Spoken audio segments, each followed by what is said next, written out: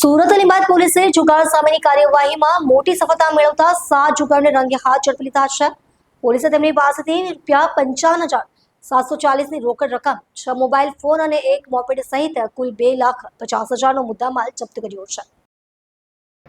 Prohibition અને જુગાર નાબૂદી માટે સર્વેલન્સ સ્ટાફ પેટ્રોલિંગમાં હતો। દરમિયાન head constable Raghuvirsinh Mahipatsinh, head constable Mayursinh Joruba, police constable Mukeshbhai Ravindrabhai અને પોલીસ કોન્સ્ટેબલ કૃપાલસિંહ ખોડુભાને ચોક્કસ બાતમી મળી હતી।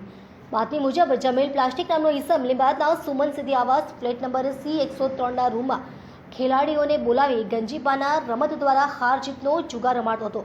બાતમીના આધારે પોલીસે દરોડો પાડી જુગાર રમતા 7 ઈસમોને ઝડપી લીધા હતા।